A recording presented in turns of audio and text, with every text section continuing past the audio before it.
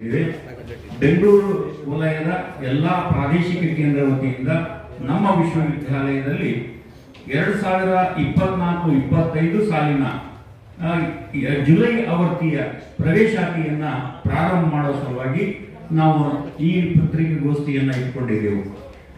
ನಮ್ಮ ವಿಶ್ವವಿದ್ಯಾಲಯದ ಡೀನ್ ಆದಂತಹ ರಮಾನಾಥನ್ ನಾಯ್ಡು ಅವರೇ ಮತ್ತು ನಮ್ಮ ಸ್ಪೆಷಲ್ ಆಫೀಸರ್ ಆದಂತಹ ಮಹದೇವ್ ಅವರೇ, ನನ್ನ ಎಲ್ಲ ನೆಚ್ಚಿನ ಪ್ರಾದೇಶಿಕ ಕೇಂದ್ರದ ರೀಜನಲ್ ಡೈರೆಕ್ಟರ್ ಆದಂತಹ ಎಲ್ಲ ಮಿತ್ರರೇ ಮತ್ತು ಆಹ್ವಾನಿತರೇ, ಪತ್ರಕರ್ತ ಬಂಧುಗಳೇ, ಮಾಧ್ಯಮದ ಮಿತ್ರರೇ, ಈಗಾಗಲೇ ತಮಗೆ ಗೊತ್ತಿದ್ದಂತೆ ನಮ್ಮ ಕರ್ನಾಟಕ ರಾಜ್ಯ ಮುಕ್ತ ವಿಶ್ವವಿದ್ಯಾಲಯವು 1996ರಲ್ಲಿ ಮೈಸೂರಿನಲ್ಲಿ ಪ್ರಾರಂಭವಾಗಿತ್ತು.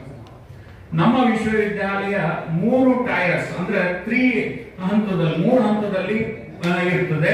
ಒಂದು ಹೆಡ್ ಕ್ವಾರ್ಟರ್ಸ್ ಮೈಸೂರಿನಲ್ಲಿದೆ, ಪ್ರಾದೇಶಿಕ ಕೇಂದ್ರಗಳು ಎಲ್ಲಾ ಡಿಸ್ಟ್ರಿಕ್ಟ್ಗಳಲ್ಲಿವೆ ಮತ್ತು ರೀಜನಲ್ ಪ್ರಾದೇಶಿಕ ಕೇಂದ್ರ ಜೊತೆ ಸ್ಟಡಿ ಸೆಂಟರ್ಸ್ಗಳು ಎಲ್ಲ ತಾಲೂಕಾ ಪ್ಲೇಸ್ಗಳಲ್ಲಿ ಇರ್ತವೆ. ಹಾಗೆ ನಮ್ಮ ವಿಶ್ವವಿದ್ಯಾಲಯವು ಸೆಲ್ಫ್ ಫೈನಾನ್ಸ್ಡ್ ಇದೆ. ಅಂದ್ರೆ ನಮ್ಮ ವಿಶ್ವವಿದ್ಯಾಲಯಕ್ಕೆ ಯಾವುದೇ ಅನುದಾನವನ್ನ ಬರಂಗಿಲ್ಲ, ಸರ್ಕಾರದಿಂದಾಗ್ಲಿ UGCದಿಂದಾಗ್ಲಿ ಸೆಂಟ್ರಲ್ ಗವರ್ಮೆಂಟ್ನಾಗ್ಲಿ. ಬಟ್ ಆದರೂ ಈ ಸಲ ನಮ್ಮ ಕಲ್ಯಾಣ ಕರ್ನಾಟಕ ಭಾಗದಲ್ಲಿ 7 ಡಿಸ್ಟ್ರಿಕ್ಟ್ ಇರೋದ್ರಿಂದ ಕಲ್ಯಾಣ ಕರ್ನಾಟಕ ಭಾಗದ ಏನು ಫಂಡ್ ಏನು 9.5 ಕೋಟಿಯನ್ನ ಬಳ್ಳಾರಿ ಸೆಂಟರ್ಗೆ ಕೊಟ್ಟಿದ್ದಾರೆ. ಹೀಗಾಗಿ ನಮ್ಮಲ್ಲಿ ಏನು ಅನುಕೂಲಗಳಿವೆ ಆ ಅನುಕೂಲಗಳನ್ನ ಎಲ್ಲರಿಗೆ ರೀಚ್ ಆಗಬೇಕು. ನಮ್ಮ ವಿಶ್ವವಿದ್ಯಾಲಯ ಧ್ಯೇಯ ಏನಿದೆ ಅಂದ್ರೆ ವಿಶ್ವವಿದ್ಯಾಲಯದಲ್ಲಿ ನಮ್ಮ ಎಜುಕೇಶನ್ ಟು ಆಲ್ ಮತ್ತ ಹೈಯರ್ ಎಜುಕೇಶನ್, ಉನ್ನತ ಶಿಕ್ಷಣ ಎಲ್ಲರಿಗೂ ಎಲ್ಲೆಡೆ ಅಂತ. It is reach to the unreachable people ಅಂತ ತಮ್ಗೆಲ್ಲ ಗೊತ್ತಿರಬಹುದು. ಎಷ್ಟೋ ಜನ ಉದ್ಯೋಗ ಮಾಡಿಕೊಂಡು ಅವರ ರೆಗ್ಯುಲರ್ ಅಟೆಂಡ್ ಆಗಿ ಕಲೀಲಿಕ್ಕೆ ಆಗ್ಲಾರ್ದ ವಿದ್ಯಾರ್ಥಿಗಳಿಗಾಗ್ಲಿ ಮತ್ತು ಹೈಯರ್ ಎಜುಕೇಶನ್ ಇಚ್ಛಾ ಪಡ್ತಾರೆ. ಎಷ್ಟೋ ಜನ ಗ್ರಾಜುಯೇಷನ್ ಆದ್ಮೇಲೆ ಜಾಬ್ ಆಗ್ತದೆ, ಎಷ್ಟೋ ಅವರ ಪ್ರಾಬ್ಲಮ್ ನಿಂದ ತಂದೆ ತಾಯಿಗಳ ಏನು ಸೇವೆ ಮಾಡ್ಬೇಕಂತ ಡಿಸ್ಕಂಟಿನ್ಯೂ ಆಗ್ತಾರೆ. ಅಂತ ವಿದ್ಯಾರ್ಥಿಗಳಿಗೂ ನಮ್ಮ ವಿಶ್ವವಿದ್ಯಾಲಯ ಅವಕಾಶ ಮಾಡಿಕೊಟ್ಟಿದೆ.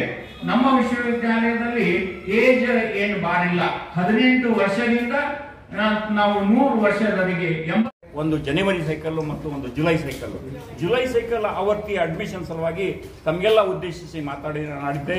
ಈಗ ನಮ್ಮ ವಿಶ್ವವಿದ್ಯಾಲಯದಲ್ಲಿ 36 ರೀಜನಲ್ ಸೆಂಟರ್ಸ್ ಇವೆ ಮತ್ತು 150 ಸ್ಟಡಿ ಸೆಂಟರ್ಸ್ ಇವೆ.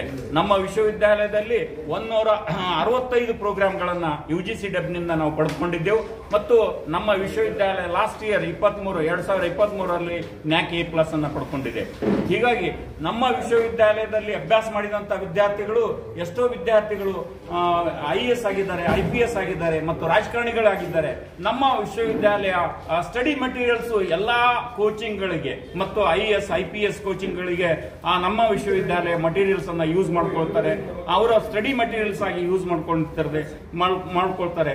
ಹೀಗಾಗಿ ನಮ್ಮ ವಿಶ್ವವಿದ್ಯಾಲಯದಲ್ಲಿ ಈ ಸಲ ನಮಗೆ 10 ಆನ್ಲೈನ್ ಪ್ರೋಗ್ರಾಮ್ ಸಹ ಕೊಟ್ಟಿದ್ದಾರೆ.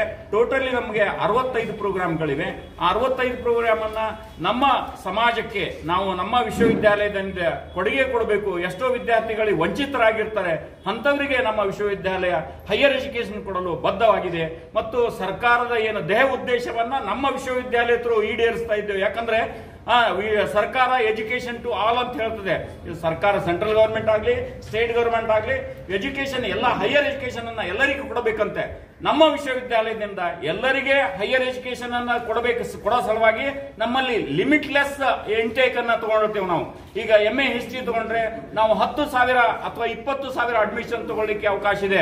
ರೆಗ್ಯುಲರ್ ಯೂನಿವರ್ಸಿಟಿನಲ್ಲಿ ಓನ್ಲಿ 60 ವಿದ್ಯಾರ್ಥಿ ತಗೊಳ್ಬೇಕಂತ ಇರ್ತದೆ.